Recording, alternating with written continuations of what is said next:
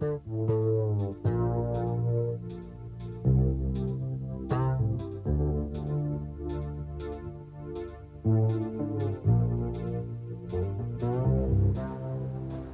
down the street in any Canadian community and look at the passing faces. 19 out of 20 belong to either recent immigrants or to descendants of immigrants who arrived in the last 350 years. With the exception of First Nations Canadians, whose ancestors migrated over the Alaska Ice Bridge thousands of years ago, Canada is a nation of immigrants. Throughout history, immigrants have come to Canada for the same reasons: for economic opportunity, to flee oppression, or to be reunited with family members. Canada has an international reputation as a tolerant, multicultural society. What I feel about immigration, well, since it's a multicultural society, I believe it's great. I mean, we've got plenty of land around. They should have let a lot of people in. I believe there's a lot of opportunities in this country for people if they're willing to work hard. I believe different cultures fit in. I'm half Native, half Italian, so everybody fits in. Doesn't really make a difference.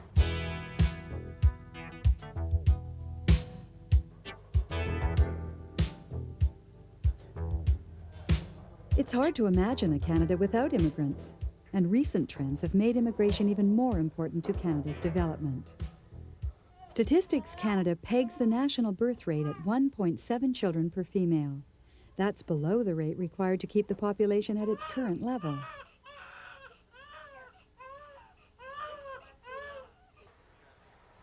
Canadians leaving for other countries further reduces the population. Statistics Canada estimates the birth rate must grow by 1% per year to sustain Canada's high standard of living. If the birth rate remains relatively low, then immigration must pick up the slack to maintain the services, social programs, and lifestyle Canadians enjoy. In addition, immigration helps meet the growing demand for skilled, knowledgeable labor in an economy that is becoming increasingly dependent on knowledge rather than natural resources. Bev Nan is the executive director of AMSA, an umbrella organization that represents over 60 multicultural agencies and societies. Well, I frankly think that we can't do without immigration, and that immigration is going to be helping us to be globally competitive in a global village economy. The immigrants are coming with skills that we're going to be need in order to communicate with this global village and to understand the cultural backgrounds. I mean, without it, I don't know how we're going to survive globally, actually. Immigrants also bring an understanding of the languages and customs of the people with whom Canada wants to trade. It's creating a whole new world of opportunities and enriching ourselves personally through it, because here we have an opportunity for the whole world at our doorsteps.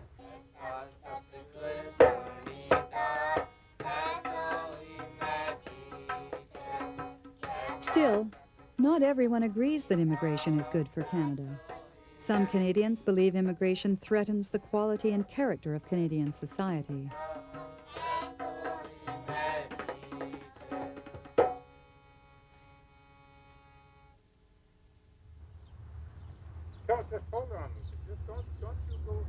Charles Campbell is the former vice chairman of Canada's Immigration Appeal Board.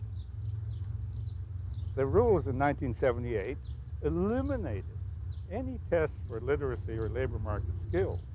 And as a result, you could imagine a family in a disadvantaged land saying, let's go to Canada. Who's going to be the first one there?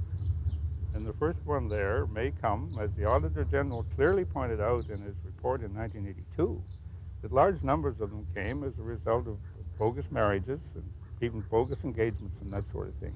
Once they got settled, in 3 years and became a citizen, they have sponsorship rights, and the rest would follow. So lots of them don't speak our language. They came from villages and undeveloped lands, and parents in their middle years, never having been to school, are going to be a charge on our society. Periodically, well-publicized incidents fan anti-immigration feelings. such as well-heeled entrepreneurs jumping the queue, or newcomers moving into monster houses in established neighborhoods.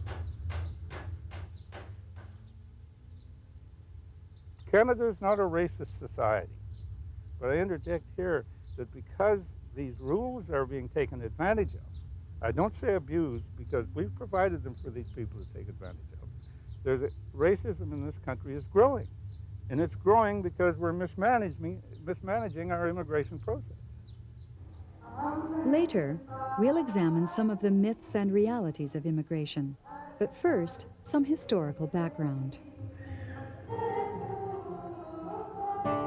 The history of immigration. At the time of Confederation in 1867, 90% of the population was of British or French origin.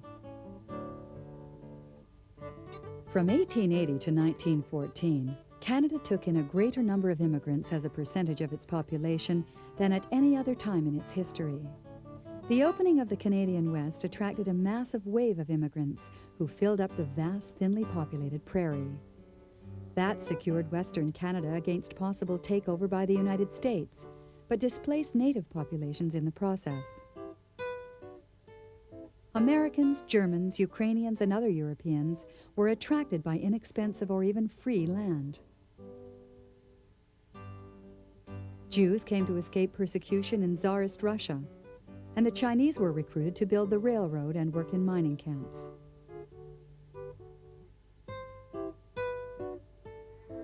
Historian Hugh Johnson is an expert on immigration history.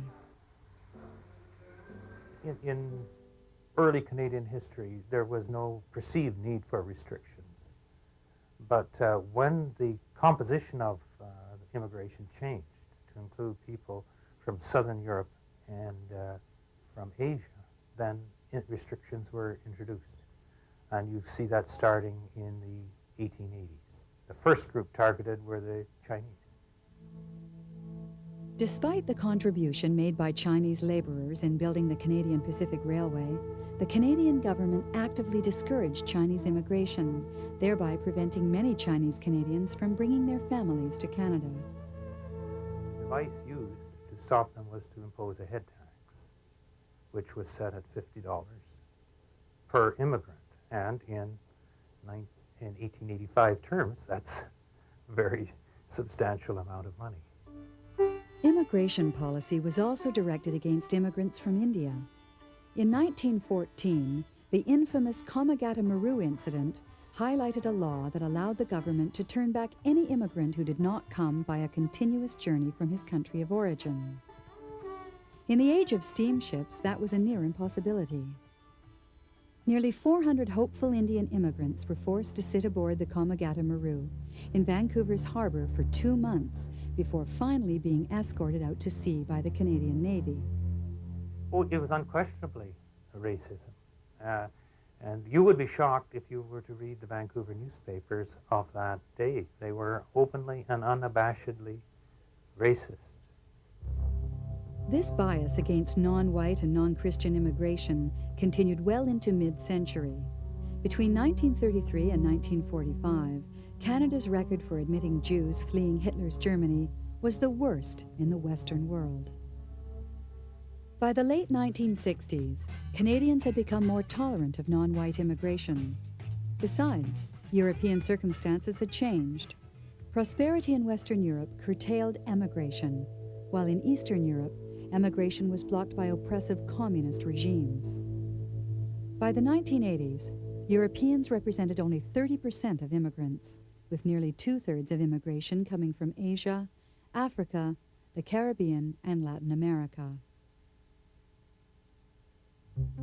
Immigration today, how it works.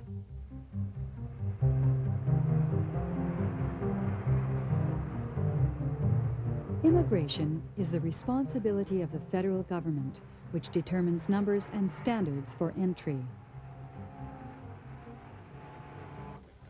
At the moment, government planning calls for approximately 250,000 immigrants each year.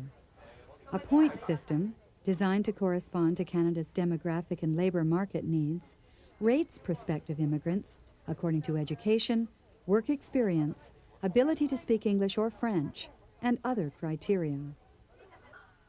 Every immigrant selected by the point system must receive a minimum of 70 out of 100 points. Immigrants fall into 5 main classes and are evaluated accordingly.